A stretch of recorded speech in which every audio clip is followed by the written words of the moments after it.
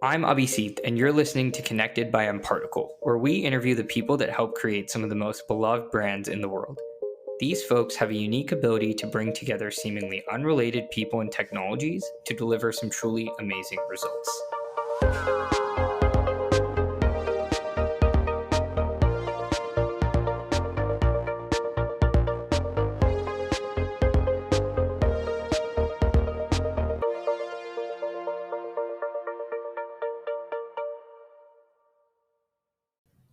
I'm so excited to introduce our next guest, Daniel Joseph.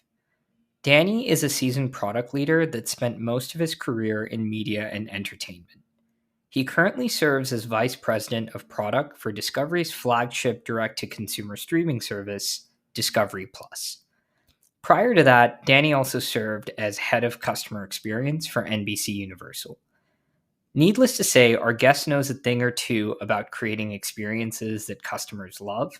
And in this episode, I ask him for his take on the streaming wars, the opportunities and headaches that OTT platforms present to uplevel CX, and of course, how Danny works with disparate data, tech, and people to make an impact on his end users. Mr. Danny Joseph, can't thank you enough for making the time to jump on the pod. You make it end of day on a Friday. It's I don't know whether to love it or hate it, but good to be here. Yeah, I don't know if that's my persistence, annoyance, the fact that we're buds now, but either way, I will take what I could get. Thank you, sir. Sure. Sadly, this seems to be the only free time I have anymore. So it's good. Good use of it. Let's go. Awesome. So I think let's start out with just telling the audience a little bit about yourself. What do you do? Where'd you come from? I'll let you take it wherever you want. Yeah, I mean, listen, I've been in product for a while. Currently working product management on the marketing side of things for Discovery. Focused a lot on Discovery Plus, our new flagship, but spent a lot of time in entertainment. Pretty much most of my career has been in entertainment and sports in a variety of fields. I was a baseball player growing up, wanted to do that in college. Didn't quite work out how I had planned, but knew it was what I was passionate about. Ended up starting my career in Major League Baseball on the TV production side. I spent a bunch of years there creating documentaries, shows, you name it, any moving image of baseball with a great group of folks over there. And then wanted to do something different. Ended up going back to grad school and was really interested in consulting, and really my whole career has been around solving problems. And I sort of stumbled into product management, not really knowing what it was, which is actually not an uncommon story for a lot of folks that I've met in product, where we really just want to make things better. And,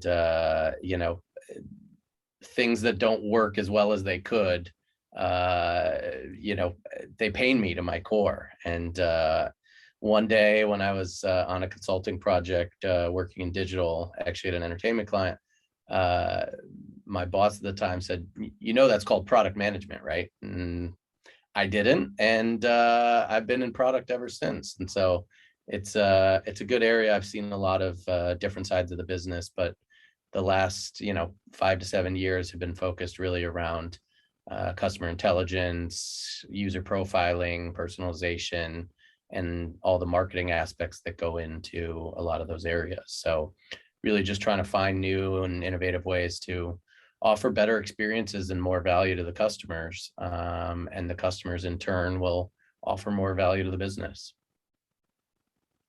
Yeah, that's definitely not an uncommon story with product. I feel like in a lot of ways that industry, what the heck a product manager does from organization to organization, industry to industry, I mean, it's kind of a bit up in the air. So Danny, this is interesting because like the question I want to ask you is, I'm old enough to remember, like when I think about media and entertainment, before, like there were the days where you got content through a TV cable provider. Like that was kind of your worldview into entertainment, anything. I mean, that's from sports to your favorite sitcoms Not old enough for this, but before that, it was like stuff like radio. And now kind of fast forwarding into today, you hear about this term like the streaming wars, right? And to me, it felt like it started with like a Netflix, but then, that's proliferated into, it feels like almost every single organization, whether a media streaming customer or a media streaming business or not, offering some kind of streaming content, some kind of D2C service. Could you walk me through that? Like, could you talk me through from your perspective, like what led us to this proliferation of streaming services, and where is this heading? Like, how do you think this is going to play out? Yeah, man. I mean, going back to the creative days, we were spitting out DVDs back then. I mean, this things have come a long way really quickly, and everybody, frankly, a lot of folks don't realize that Netflix was a DVD business for a long time, which definitely makes me feel a lot older than I may be. But the streaming wars have been interesting because it really is. It comes down to convenience, and I think it was the first real time that customers started to take back some of the power from the conglomerates. You think about the radio, you think about broadcast, even cable to a certain extent. You didn't have a lot of options. You got what you got, and you could pay more for a little bit more, but you really didn't, as a consumer, you didn't have much you could do. And I think the introduction of streaming started to shift, and dare I use the word disrupt, that sort of power balance, Yeah. where it started to level the playing field. And I think you saw a lot of companies really lean into that early on. The challenge with that is there were major investments that needed to happen early on to be competitive. And I think even more so now, you've seen a lot of fast followers come in and realize that that direct relationship with the customer is actually really valuable for a lot of reasons. The old adage, content is king, is still kind of true. And I think a lot of the sort of proliferation of all these services came from, you needed one tent pole and you could launch a service on it. And what happened after that? Well, we'll figure that out later. And I think early on, a lot of companies didn't figure that out later. And, that's why we've started to see the streaming industry contract a bit, and contract even more so. And so I think it really just comes down to, from a customer standpoint, having some increasing level of control in your overall experience. But on the flip side, I think businesses and smart businesses have recognized that a streaming product and a direct consumer product is probably the best way to understand what your customers want, what they do, and really start to build a direct relationship with them. The cable companies, don't get me wrong. I mean, they made a ton of money. They were super successful. No, nothing wrong with their business model. For sure. But who's watching it? You look at the old Nielsen ratings. Nielsen was an incredibly innovative company, and probably still is, but you were taking surveys and figuring out who was watching what on the aggregate. Now you have a one-to-one, 24/7 direct connection with your actual customers on a granular level, not even at the household level. A lot of times, mom, dad, kid one, kid two, who they are, what devices they're using, how their preferences differ. And it's come a long way. And I think a lot of the successful and more altruistic companies see it as relationship building, and not necessarily on pure capitalization of somebody's time or a means to make money. So I think a lot of it comes back to shifting the power from corporate to individual, and along with that, building that underlying relationship. Yeah, that's I guess I didn't even really think about it from that context. It's like the data set, your relationship from like, quite literally the content producer, right? The person putting it out. Like I see, companies like Netflix, you mentioned Discovery, all the big players right now in the market. There's another end of this, which is like it's not just a distribution channel. It's not just a technology. I mean, shows are being developed based on some of this new information that's available, right? In terms of preferences and geographically specific content, maybe. And that was stuff that just wasn't available, a short while ago. Yeah, I mean, definitely, a lot of content is being acquired and developed based on all the data and insights that, trends and behaviors and preferences that a lot of these companies have learned over the years. But it goes well beyond content. And, content is one product. A relationship with a customer, and a good relationship at that, can go a long way.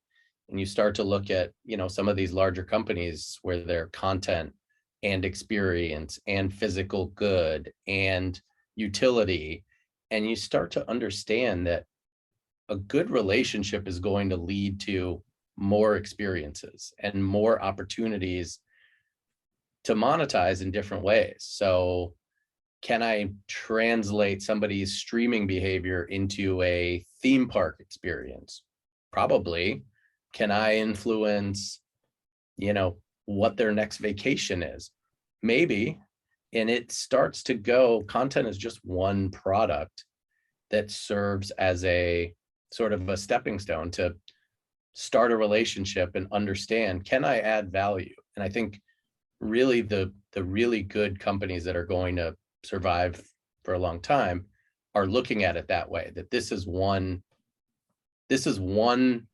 piece of value I'm able to offer my customers. Are there others? And are there things they don't want from me? And I should stay away from those rather than try and force them be everything to everyone.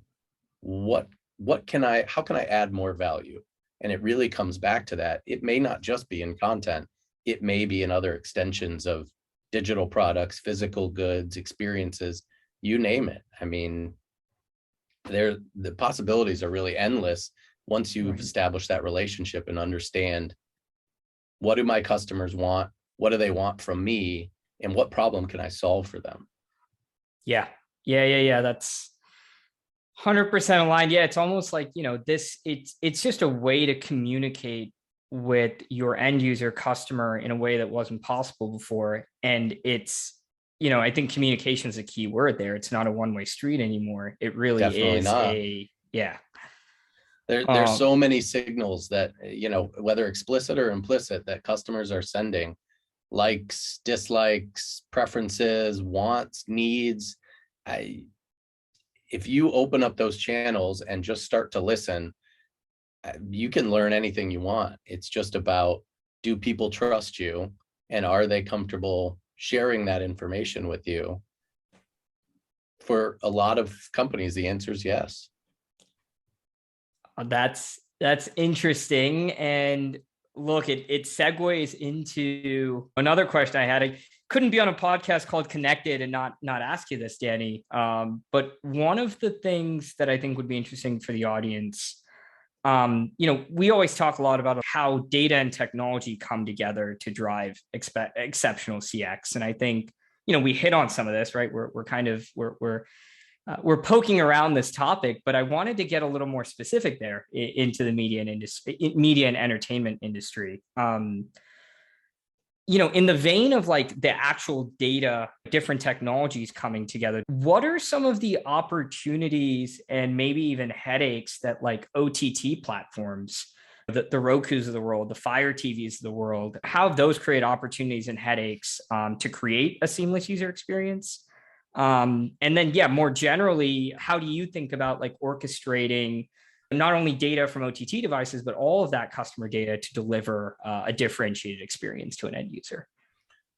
Yeah, I mean, it's a very timely question, because it's the proliferation of those platforms has been incredible. And I remember my first project. I was sort of advising, you should probably develop a thing for this little platform called Roku. Like, I think they're onto something here. This, you may want to get on this earlier rather than later. And now, I mean, look at them. It's a massive organization.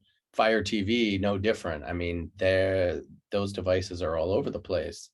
Apple TV definitely has its place in the market. Smart TVs. Everything is becoming smart and connected. And so I think the really interesting piece about OTT specifically is the size of the screen and the way people interact with it.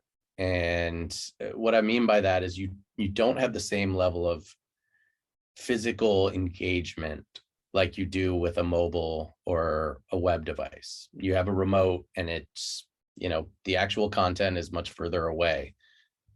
Why does that matter? There are so many more distractions that get in between you, the user, and your content, for example. And so how do you try and close that gap? A lot of people looked at second screen experiences. So how do I engage an OTT device with a mobile or web device and keep that connected? How do I add more value in that? And I think, listen, the traditional TV experience isn't going away. If anything, it's growing, and folks are watching more content on bigger screens. And I saw a 300 something inch screen called the Wall or something like that the other day, which I'm That's a very. Samsung thing, right? It might be, yeah. I Yeah, saw yeah, something. yeah. It's just a whole wall of screen, and listen, I think you're going to start to see more and more of that, and these screens integrated into experiences. A whole, the window shade pulling down and actually being, whatever view you want with your weather and your news headlines, and we're not that far away from those things. And so the Yeah. OTT piece is, it's so interesting how behaviors change for OTT devices versus mobile and web. And it's much less diverse. You don't necessarily go to your Roku to get on Facebook. You don't necessarily go to your Roku to, read the news. You don't have those sort of experiences, and you have to respect that. Nobody wants to read, a news article on a 65-inch TV screen from 15 feet away. It just doesn't make sense. Don't try and force it that way. But how do you integrate those experiences? And I think there's a lot to be said and even more to be done about how do you actually stop looking at platforms individually and start looking at experiences holistically. And how do I pick up one experience on one platform to the next? How do I translate and understand context where I can't sit on the couch anymore, but I'm not done with my show?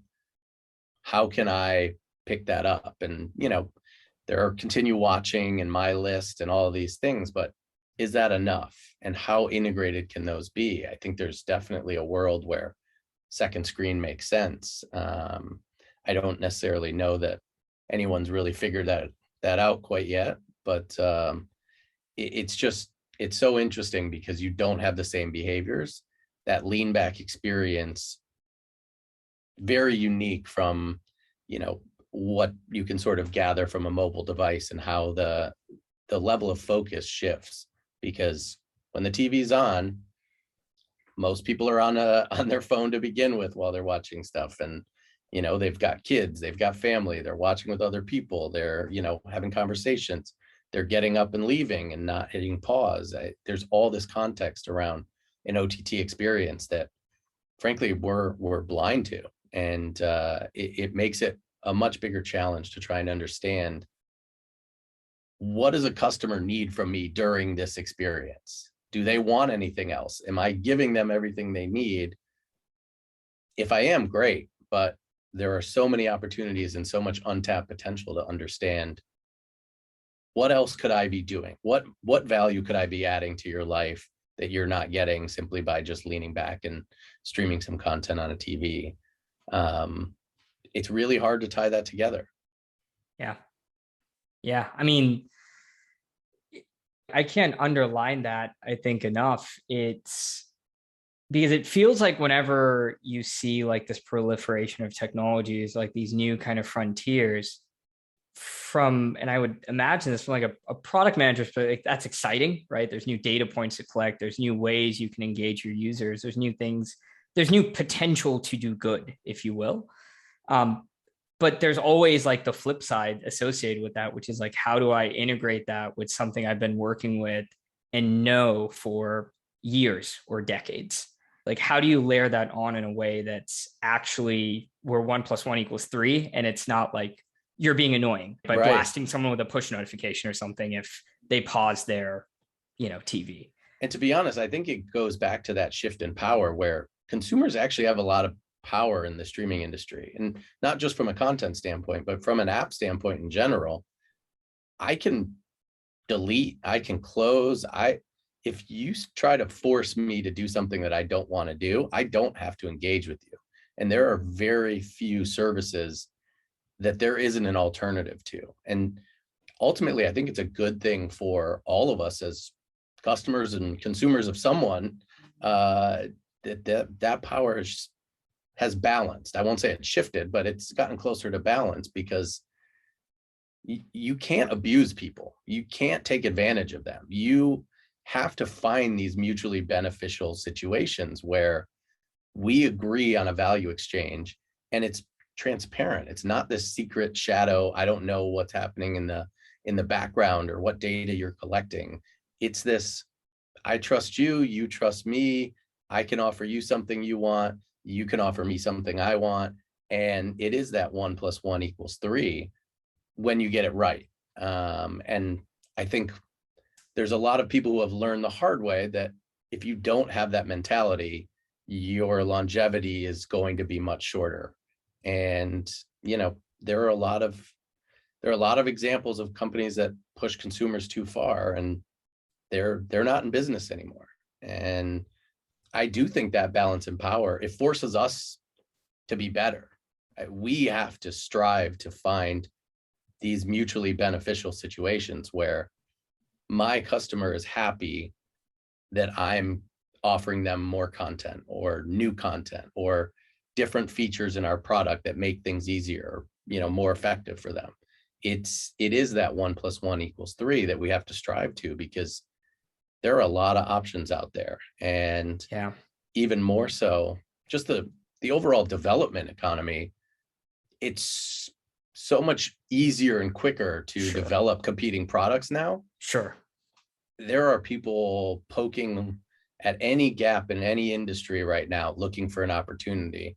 And it's not that hard once they find one to fill that gap. And so the advantage to, working at a lot of sort of very well-known, long history, very valuable consumer evocative brands is it's a lot harder to come in and sort of disrupt the space that we're in. But anyone who starts making missteps, there are hundreds of people waiting to seize that opportunity. And so again, you got to constantly strive to, I'll keep saying it, it comes back to the relationship with your customers and that trust. 100%.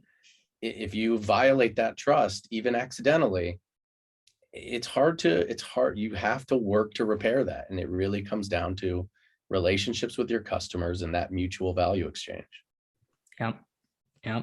No, and I mean, it just reinforces, I think, what you said a little earlier, which is it, if you don't listen, like you're setting yourself up to fail. Right. And Yeah. for all the reasons you just provided, the fact that like, if you're not listening, somebody else is going to be ready to come in and listen and eat your lunch. And it's like infrastructural advantages that maybe the old, broadcast networks and stuff had don't exist anymore. It doesn't even matter if you're, a multi-billion funded organization anymore. The barrier of entry combined with the fact that people have choice. I think, listen, it's, in some ways that stress, when I think about you or I'm putting myself in your shoes, that stresses me out because you at the end of the day have to, get that right. Yeah, like there's absolutely. A lot of but man, I think that's what's exciting too about where you are right now, where that industry is right now, and maybe where it could head potentially. Yeah, I mean, listen, my calendar is as crazy as it is because we don't have the opportunity to be lazy. I mean, there is so much going on in this industry in general and in, product and digital stream, you name it. You're exactly right. There is always somebody waiting to eat your lunch. And we've got a pretty tasty lunch here. So, we want to protect that by being better. We don't want to protect that by, you know, any other means. We want our customers to be here because they want to. And it's on us to offer an experience that meets that expectation and hopefully exceeds it. Awesome. Okay, I'm gonna change. So we're gonna stick on the theme of connectivity for one more question. But I'm going to segue into a bit of more of a topic. Like we've been talking about data and technology and all this, and that's, of course, it's the world we live in. It's our industry. But Danny, I know this because I've had the pleasure of getting to know you, working with you, and I don't even think this is like media and entertainment or industry specific. What I've realized is like there's very little that I think you can accomplish by yourself. And I think it really does take this like interesting collaboration between people and organizations that are seemingly doing completely, disparate or unrelated things, or right. It's somebody in marketing, it's somebody in engineering, it's somebody in product. And I think, we think of those functions in silos. But tying this back to customer experience and connectivity, can you speak to, and you could take this wherever you want, but speak to the value of like working with people, partners, teams outside of your core function to drive better outcomes? And then, any examples of that, recent or in the past where a conversation or a collab across, maybe seemingly unrelated groups has led to something special. I mean, if I'm doing anything myself, it's probably not going to be super successful. So, I mean, it's the standard. I mean, the people I work with daily are oftentimes less from product and more from, 6 to 8 different business units. And really I think one of the most fun aspects of product is it's our goal to tie all that together. Our customers aren't just, external users of our products. Our customers are internal business leaders too, just as much. And so they have needs that we have to satisfy. And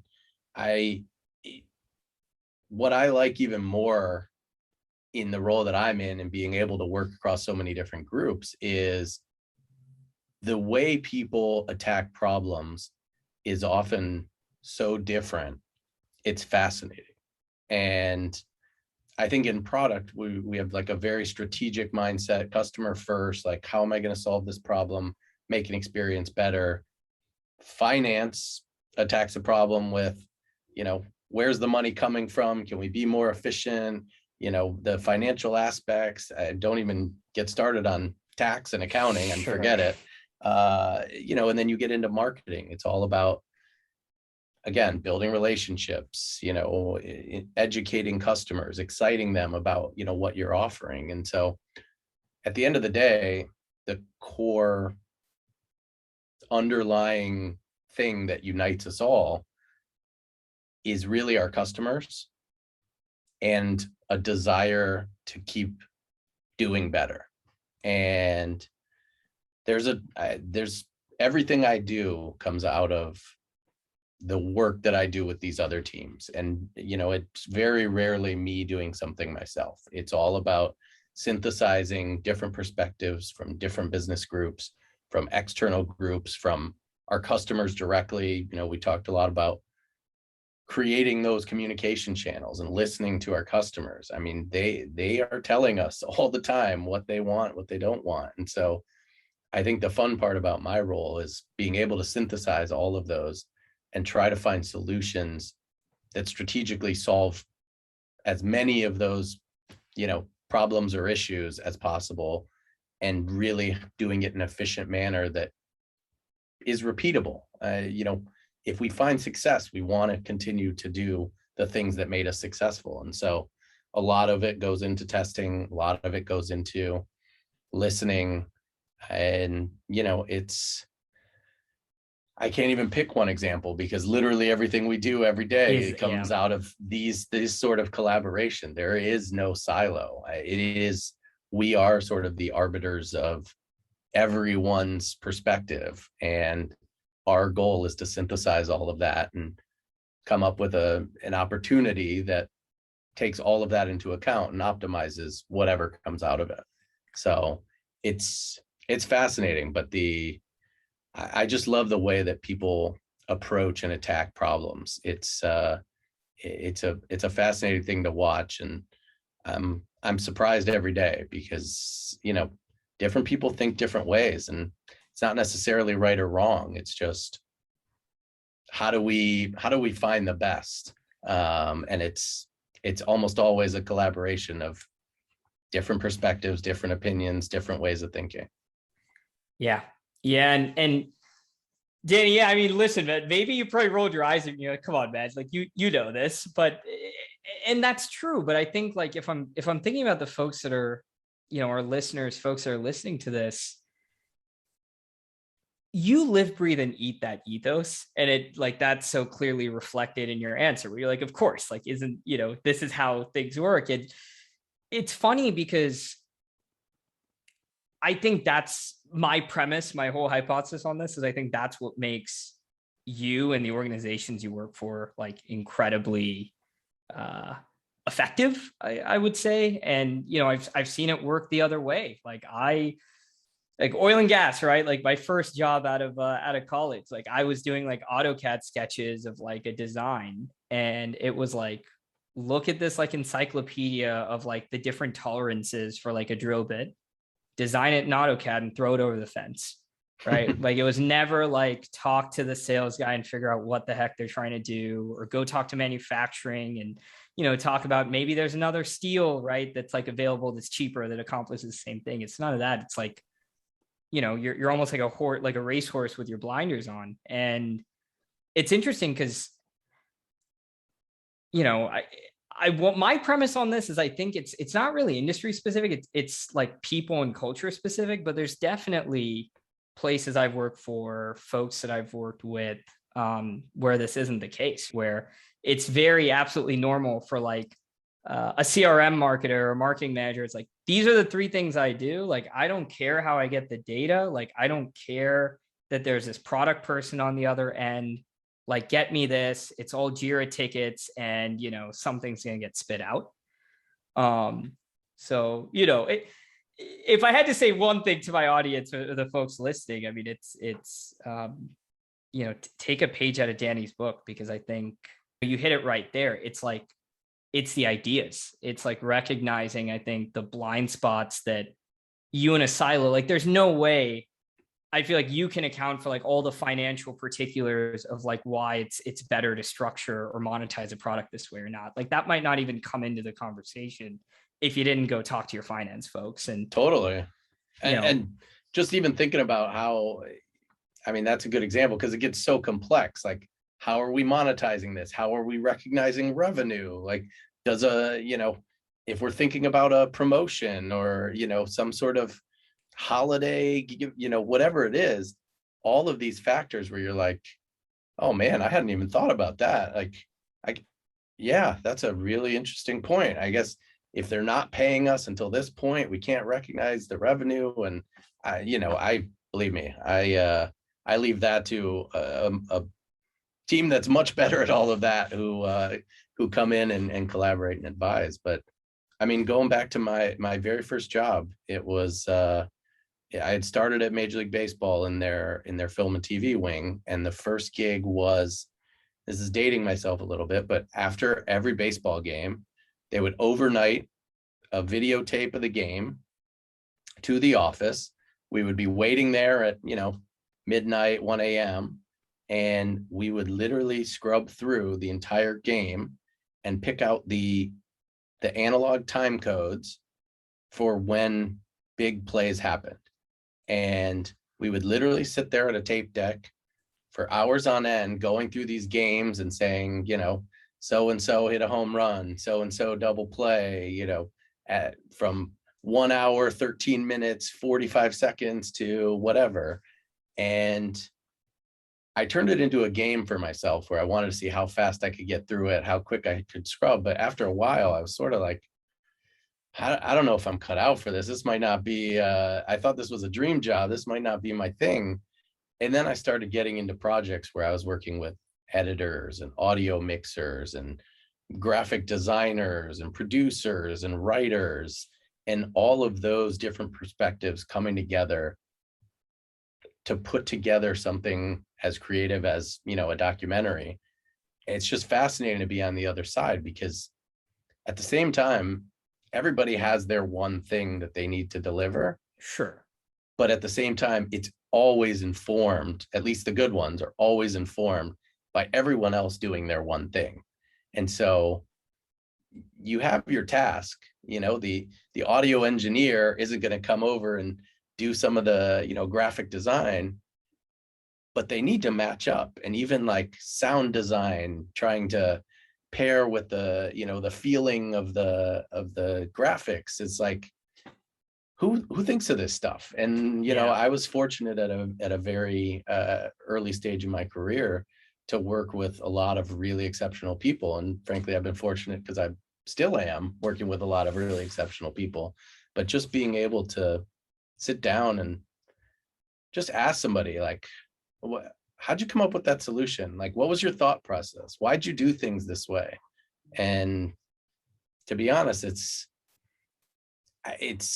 not even a work thing. It's it extends to a lot of different aspects of life. And we talk, diversity is a really important topic, and certainly cultural, gender, you name it. But diversity of opinion is, a really important thing too. And just because people look the same doesn't necessarily mean they think the same way. And people who look completely different can think the exact same way too. So it cuts both ways. And it's just a really, really important thing to actually making meaningful change, is to have those different perspectives and an openness to say, that's a better way of doing what I was doing. I respect, like, I'm going to learn from you, and I'm going to start doing things a little differently. And it's a very virtuous cycle, because when you start doing that, people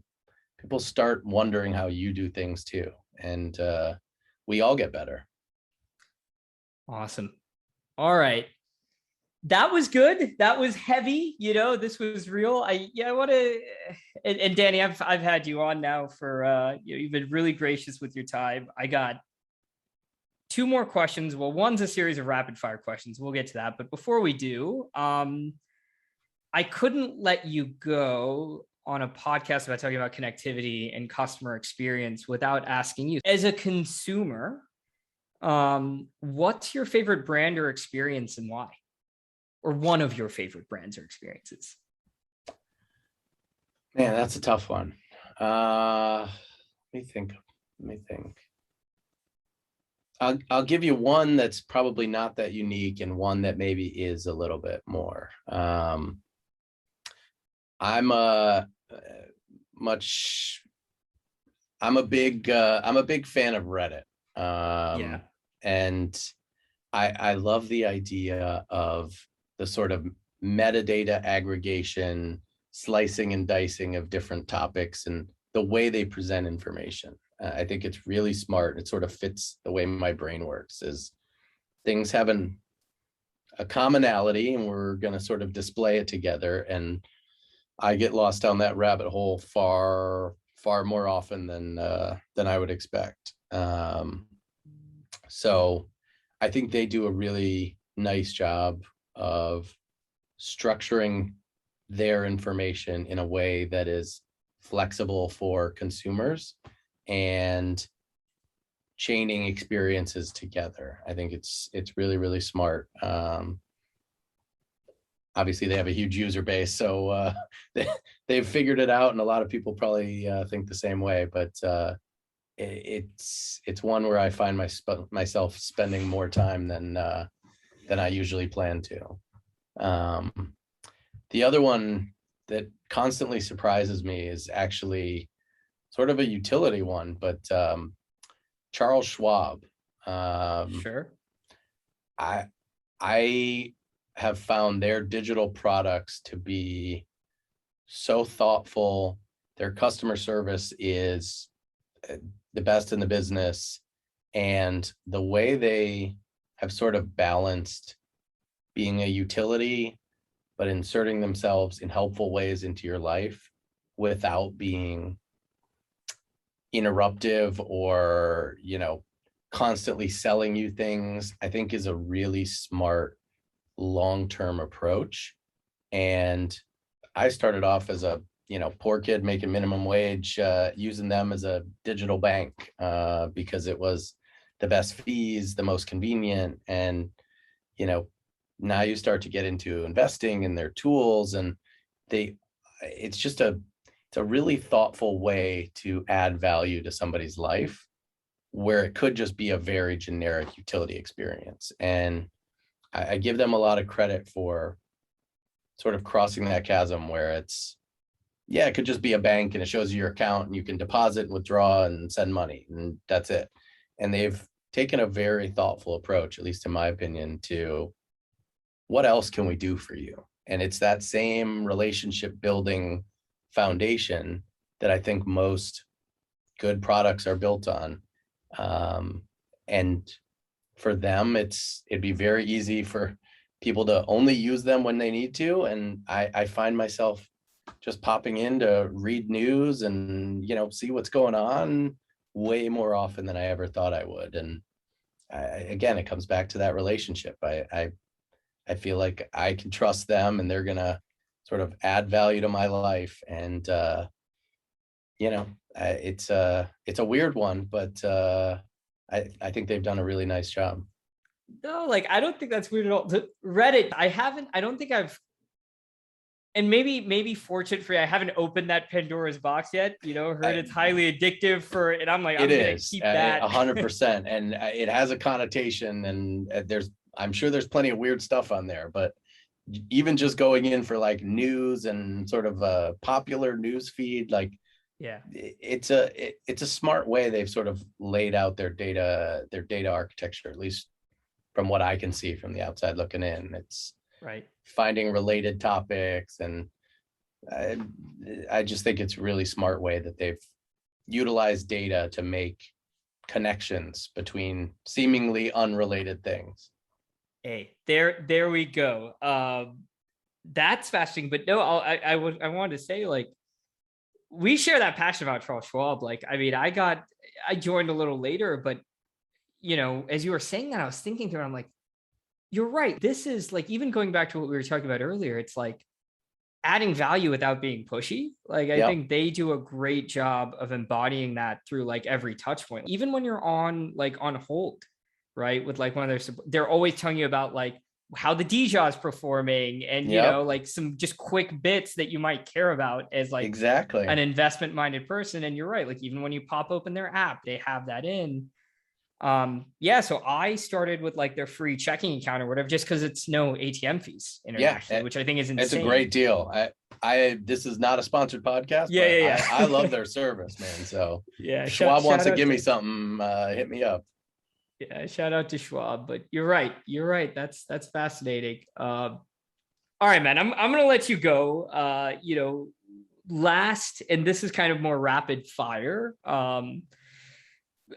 I'm going to ask you 5 questions. They are 4 of them are yes or no. And the last one's just kind of a fun curiosity. Let's get into it. Okay. First one, I'm going to preface by assuming gluten-free crust. You know me too well. Yeah. Pineapple on pizza. I'm going to get a lot of hate mail for this one, but I'm into it. I don't do the ham. Like, ham weirds me out. I don't know why. I grew up vegetarian. I've started eating meat later in life, but ham I still haven't come around on. But pineapple with some pepperoni, I'm into it. All right. Okay. Winter or summer sports? Is both an answer? I mean, I would say.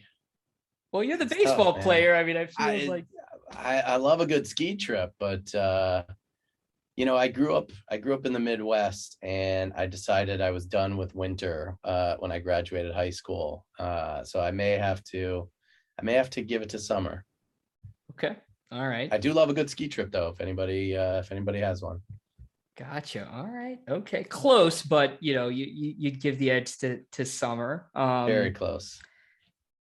This is sort of selfish, Danny. I should have asked you. I wish I picked two of the baseball greats to compare in this conversation, but I'm a huge basketball guy. I want to know LeBron or MJ.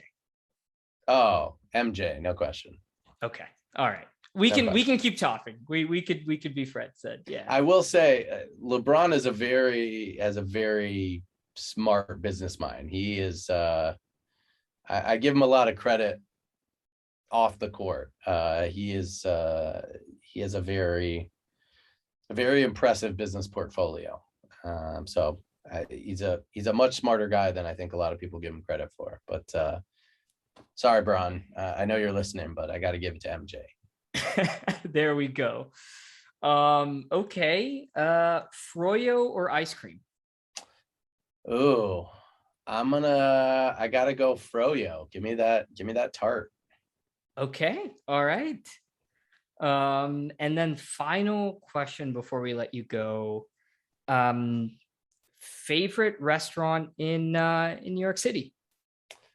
Oh man, that's tough. I'm a huge foodie, so like every you and me guest gets both, this one. man. Yeah, I mean, yeah. I did have a little local secret spot that actually closed during COVID. It was a very, very sad day. So I won't go with that one.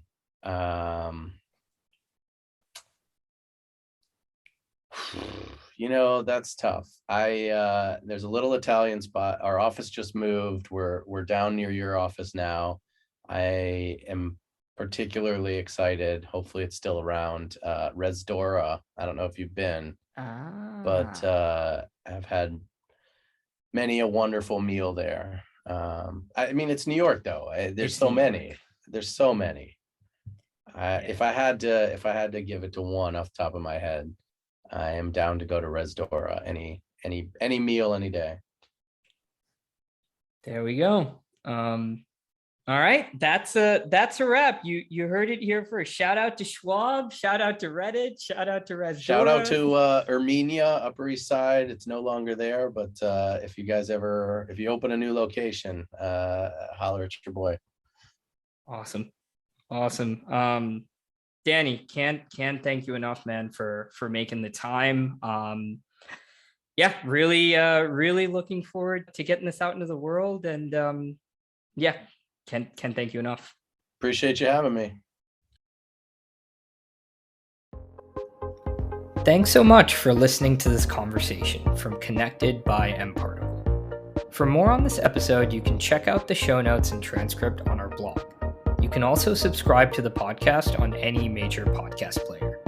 If building great customer experiences is important to you, sign up for our monthly newsletter, mPulse, which includes a very short list of the best blog articles, use cases, and industry reads from throughout the month. Thanks again for tuning in, and we'll see you next time.